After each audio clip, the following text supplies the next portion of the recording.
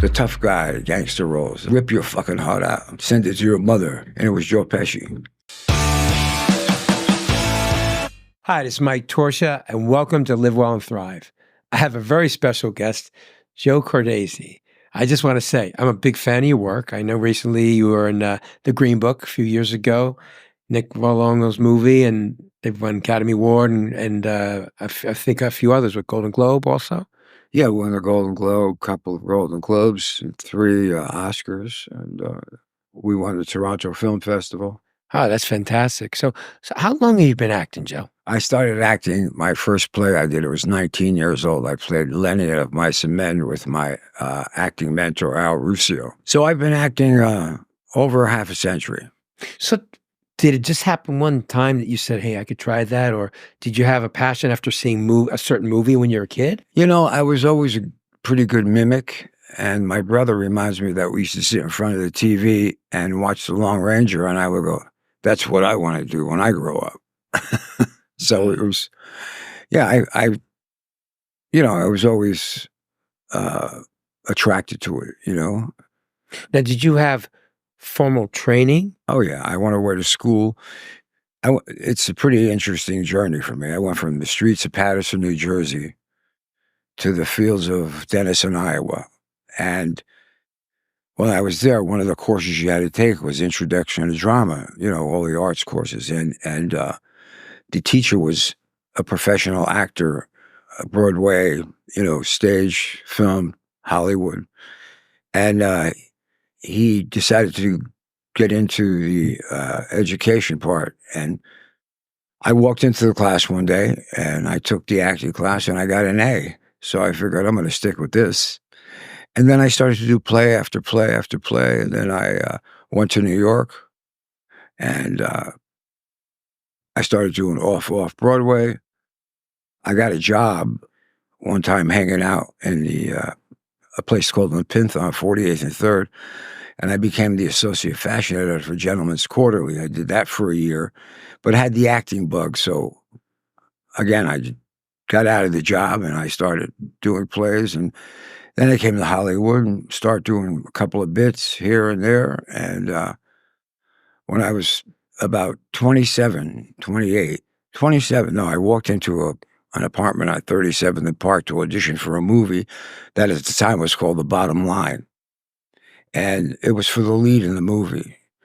And so I went in, I'm auditioning, and I'm reading a scene with a guy. And the guy's like pointing his finger on my chest and back me up. And I finally dropped the script. I grab him by his throat. I drive him against the wall. And I say, I don't want to say the words, but you fucker, I'll rip your fucking heart out. Send it to your mother. Something like that. And all I heard was, excuse me, but like, why did you do that? That's not written. And I looked over and I saw this guy sitting in the chair with a long collar, you know, pointy shoes. And it was Joe Pesci. So he said to me, I said, well, what would you do? He said, I do the same fucking thing you did.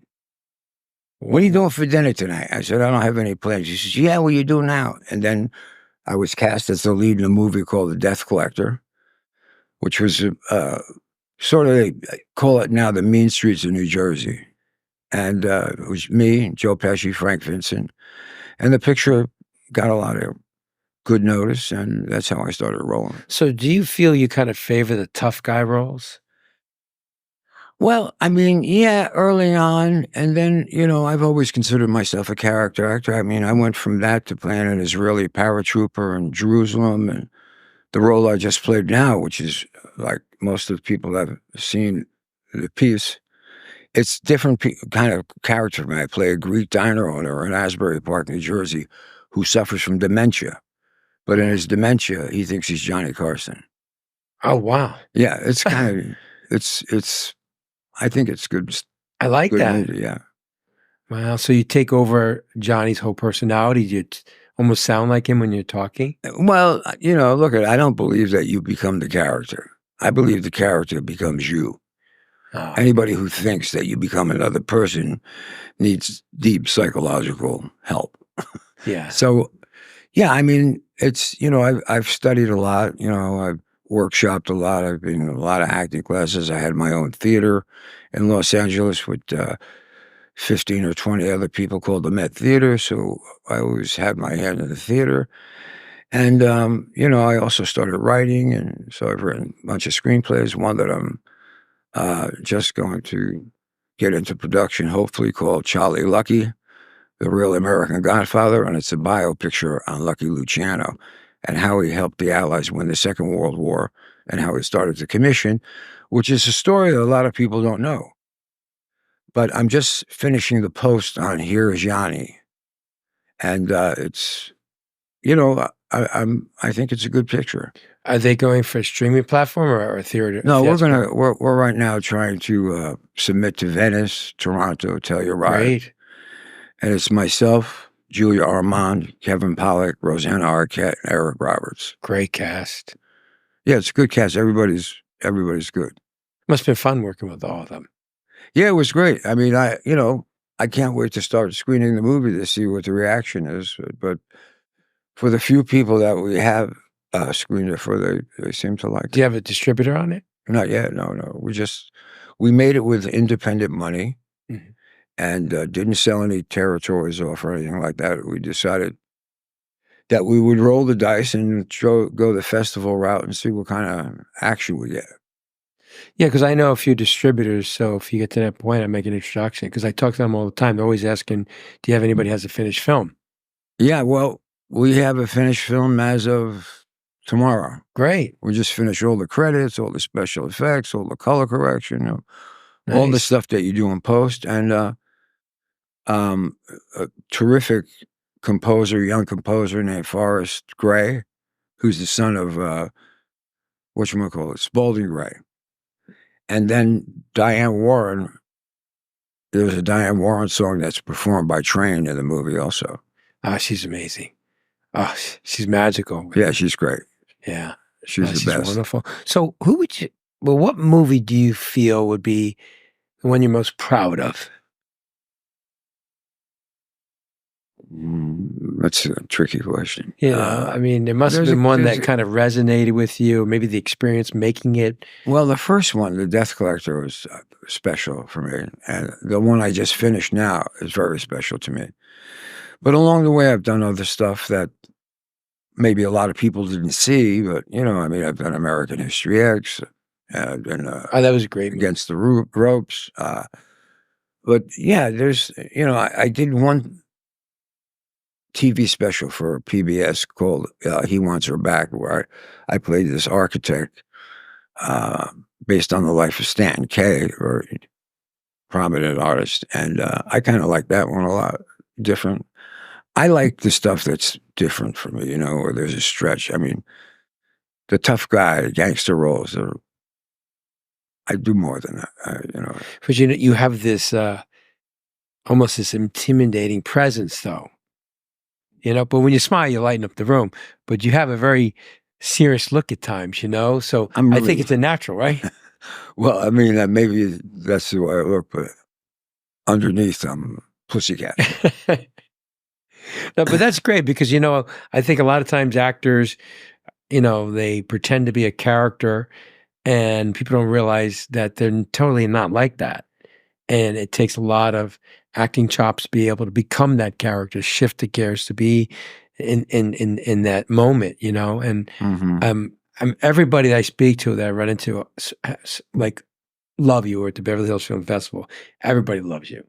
I told him you were coming on the show. Oh, Mike, you're gonna love Joe. He's great. He's wonderful. He's got one hell of a journey in Hollywood. But so now, as when you were growing up and you just started into acting, how did your family feel about it? Were they supportive?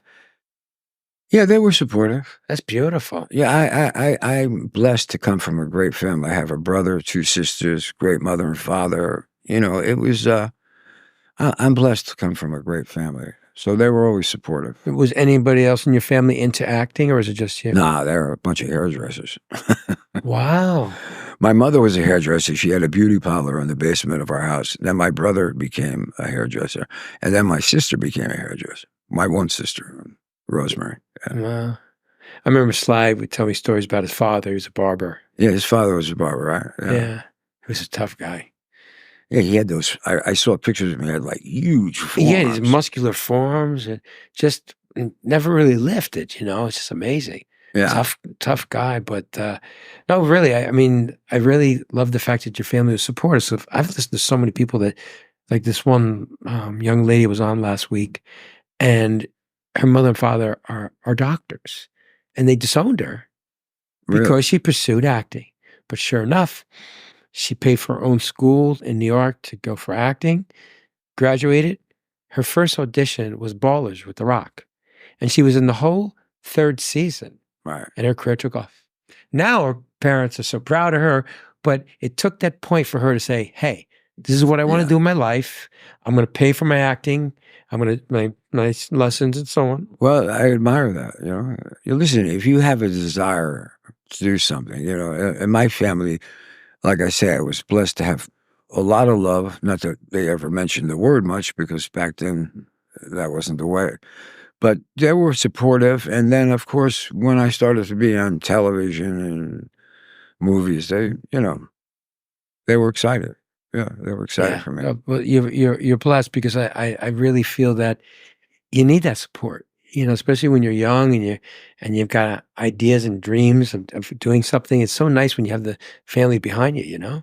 Yeah, I mean, if you have a dream, I have a dream. One of my dreams was to become a successful actor. And to be honest with you, I have a dream about playing Venice, and now I'm at a place where we're about to submit this film that I'm proud of. And I always followed my dream, and I kind of never gave up because, as you know, in every career, well, Yeah. not every career, but some guys are fortunate to go from A to Z, but there's dips, right? There's highs, there's lows. And I went through difficult times, but I never gave up. And I was just asked recently, "Do you ever think about giving up, Joe?" And I went, "Well, yeah, I thought about it." And they said, "But you never did." I said, "I didn't know how, or I would have." No, but you are like a pillar of strength, and when you walk in a room, you command people's attention. It's amazing. Seriously, I watched it when we were at Paulie Herman's memorial. Right. Paulie was a good friend. Oh, Love Paulie. Miss him. Miss that I guy. was brokenhearted when he passed away. I didn't even know he was ill. I had no idea he was ill. Yeah, no, You know, I used to see him in China Club when he was working there. I mean, he was a salted earth, that guy. great guy. Everybody loved him. I knew him ever since Cafe Central, Uh, 75th in Amsterdam. Right. It was yeah, like the late 70s, early 80s.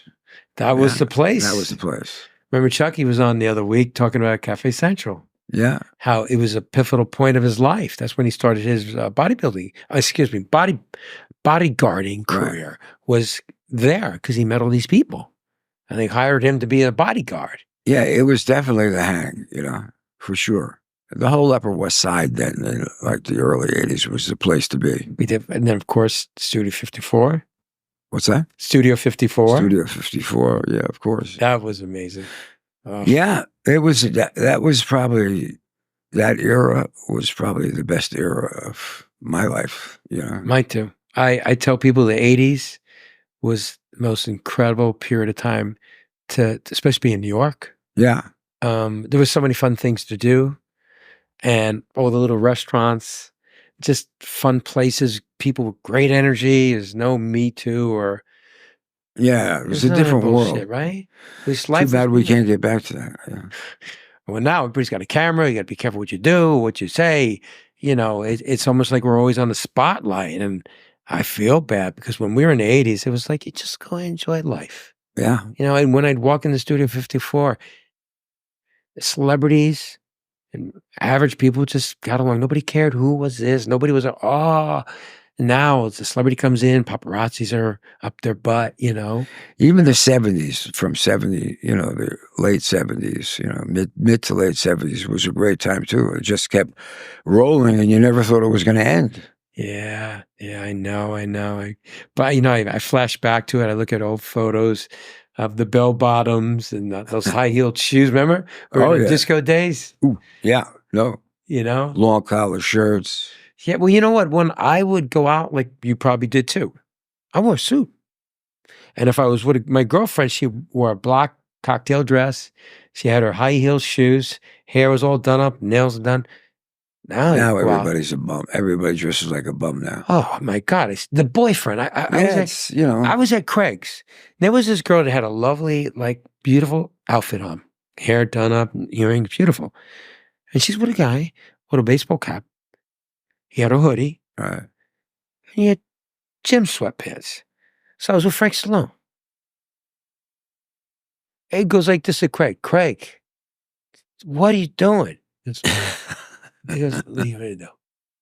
And the girl was so dressed nice. And I just didn't understand it.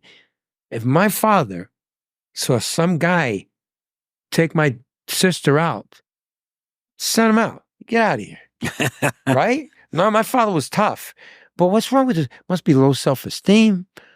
I don't understand. But Craig, he's running an establishment. It's nothing we can do. Right. Some of these rich kids come in, they figure, I'll wear anything I want to wear.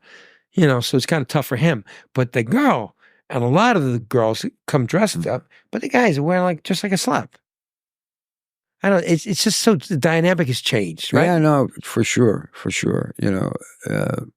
I don't particularly like it, but it's the way of the world, So Yeah, it's changed, because I know when I used to go out with my friends. If someone brought their girlfriend, the guy split the bill. right, We take care of the girl. She's never reached in her pocket. And I'm telling you something. I talked to the waitress and a couple of women that are single. She goes, yeah, I went with this guy and he was calculating that he had the soup and this and that and paying just what he felt was his portion. I said, you should have left and paid a whole check. I like picking up checks. Now, do you have a kid? Yeah, I have a son who's getting married February 1st, and he's a great kid. Oh, Very that's proud great. of him. A great education. He's marrying a wonderful woman, and hopefully I'll be a grandfather soon. Yeah, fantastic. Now, does he live out here? No, he lives in Philadelphia. He grew up out here. He went to the Montessori School, and he went to Brentwood Academy, then he went to University of Pennsylvania. Great in schools. Philadelphia. Yeah.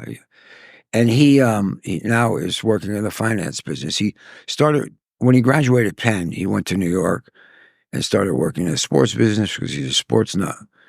And he said, Dad, I can't make any money doing this. My uncle Keith has offered me a position and I think I'm going to take it. And he taught him the finance business and, knock on wood, they're doing great. That's fantastic. Yeah.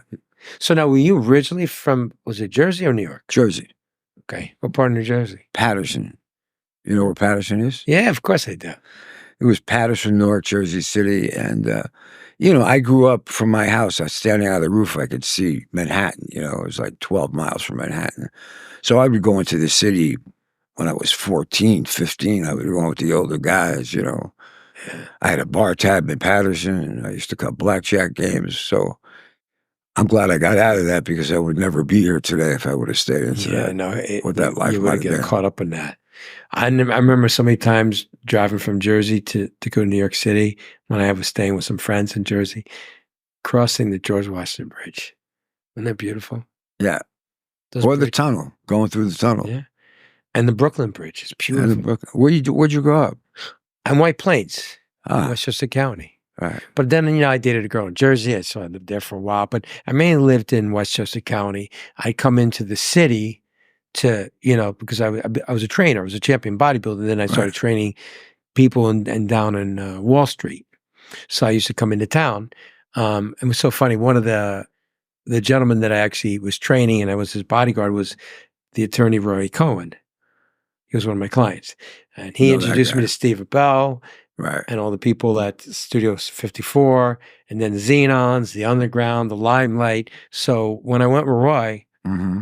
and I wasn't with Roy, they let me right in. I don't care if I had 20 people with me.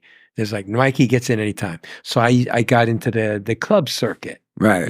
So I used to go in with them, but I was always out at night. And Bo Diedel's a dear friend of mine. Yeah, I know, So Bo. Bo and I would go to the China Club on Monday nights. You could Monday night. That was the night. I was there. Remember? I was. You were probably there when I was there. Is it crazy? Exactly. Huh? There was nothing. Did you train? You trained Sly too? No. Yeah, well, Sly and I've been his advisor. I talk about diet and exercise as he's gotten older. I talk about how to be more youthful, how to be healthy.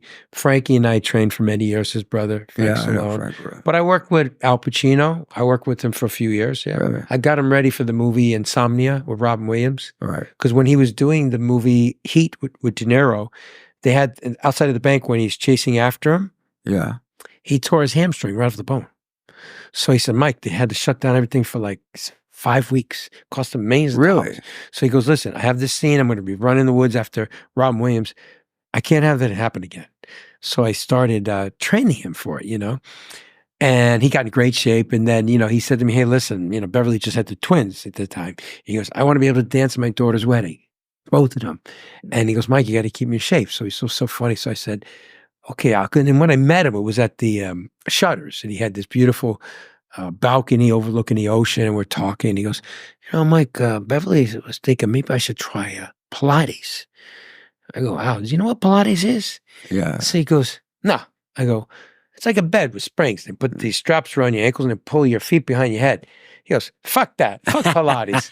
I said, it's right. You're going to train like a man. You're going to do weights. You're going to stretch. You're going to do cardio. I'm going to get you lean. I'm going to get you fit. He goes, are you Italian? I said, yeah. I'm Sicilian. He goes, you're hired. And then we became such close friends. Yeah, he's a great guy. I love him. Yeah, I love Al. He's great. Salted earth. Great personality. Fun to be with. Great sense of humor. Yeah. But you got to stretch. Yeah. I know. I got introduced to Pilates 35 years ago. My wife-to-be started taking Pilates before we got married. So, and I walked up there, what is this?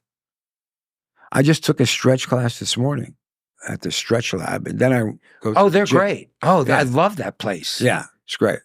It's so inexpensive. I mean, the price, it's affordable. There's no excuse why you can't go at least once or twice a week. Right.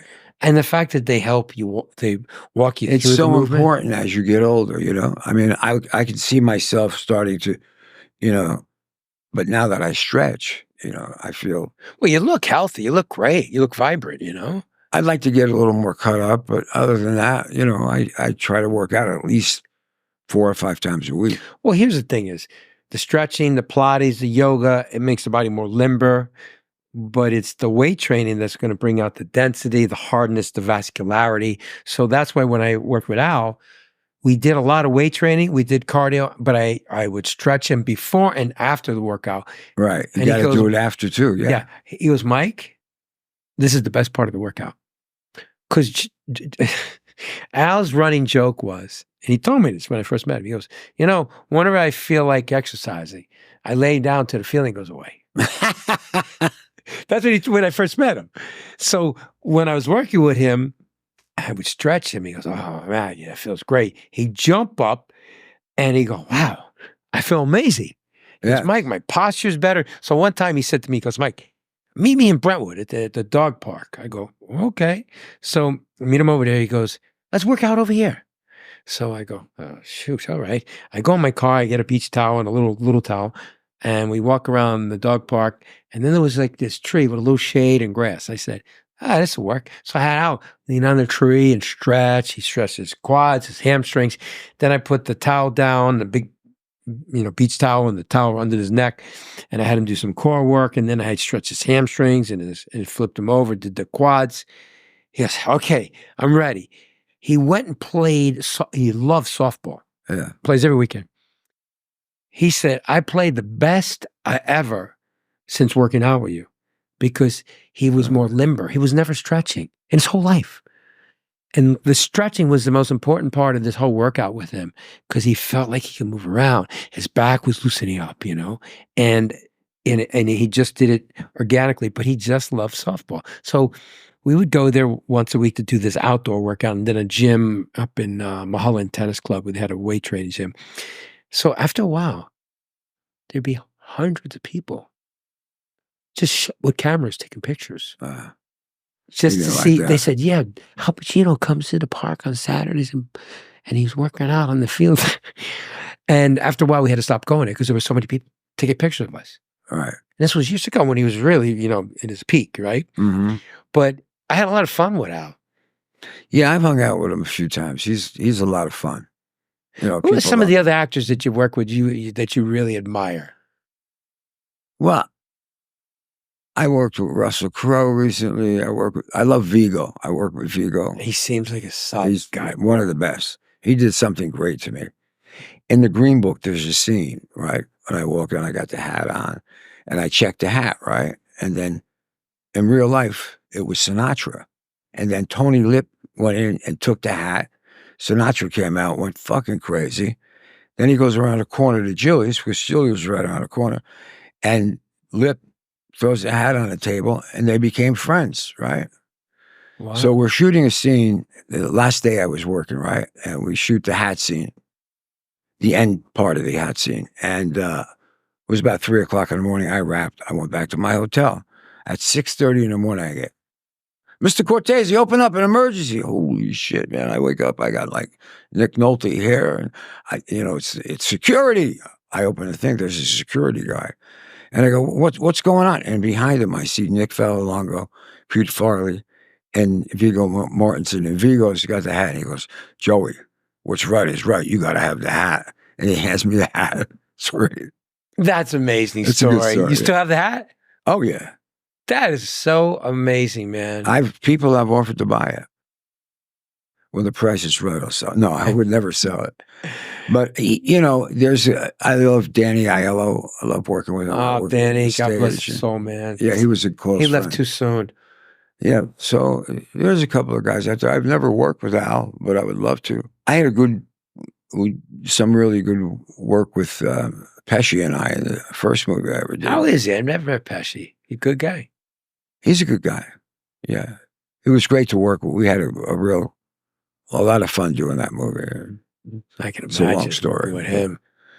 Yeah, he's hysterical.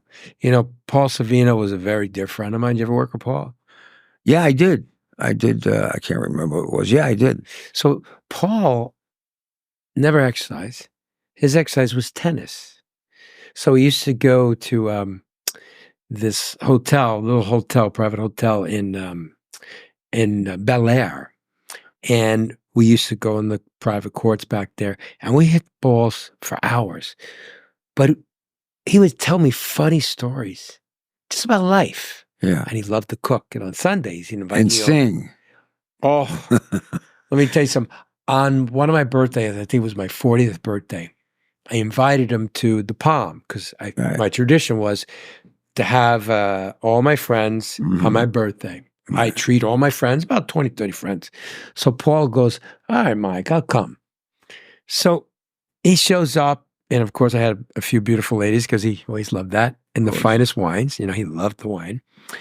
And then I said, Paul, it would really mean a lot if you would sing for me. He goes, I'll tell you what. You didn't have to ask. I'm going to make an exception. Usually I charge, it costs you $50,000. But for you, Mikey, I love you. I'll sing. I got to tell you, I never heard him sing before. Oh, he's got a great voice. I mean, he could have been on Broadway. He was. Oh, was he? Yeah, of course. I was so blown away. I never knew he had that kind of voice. And I was so touched.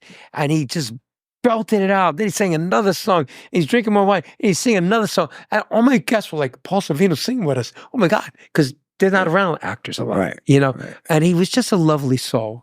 And then Sunday nights, he used to make gravy. Oh, that sauce was like right? It was like my grandmother's. The meatballs were so tender. But he was such a good soul. Yeah, Paulie was great. And he would break out into song in the middle of a restaurant, anytime. Jack LaLanne was like that too. Jack LaLanne had a voice? Whoa. Not as good as Paul. Is he Italian, Jack LaLanne? Yeah, but he had Italian. Yeah, of course. He would love wine, and he loved to sing. He'd get in a restaurant, he'd start drinking, he started walking over the tables and singing. He had a beautiful voice. Elaine is a dear friend of mine, his wife, and she said, Mike, after a while, I just let him go. I know he come back. Elaine LaLanne? Yeah, Elaine. Let me tell you something. She just turned 98. Wow. Right. And she FaceTimed me. She put the phone up and she was doing push-ups, 20 push-ups. At 98. Yeah. And she still has the house in the same gym with the universal equipment, that chrome equipment we had when we were kids in school.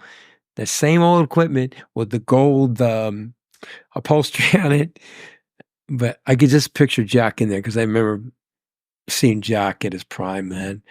He was a dynamo, Yeah. man. He was an inspiration. He was my role model. I looked up to him. I can see that. Yeah, I was a fat kid and I was watching TV with my mother in the living room and Jack LaLanne came on. I wasn't Really? gonna. I was going to be inspired you to be a bodybuilder? watching Jack LaLanne in the living room with my mom. I was an overweight kid. My mother said, "Well, you want to lose the weight? Watch Jack LaLanne. LaLanne." So I wrote to Jack, and that's how we became friends. He became my mentor.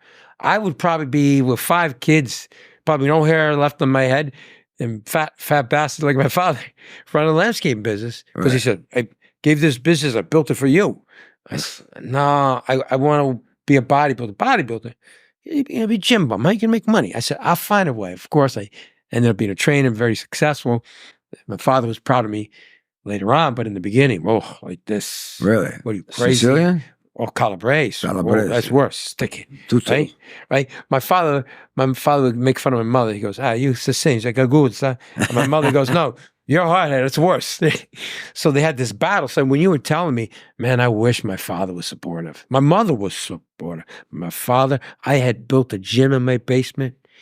He was so mad. He goes, you didn't mow the lawn. You didn't cut the hedges. So he said, go out there now. I went out there to mow it.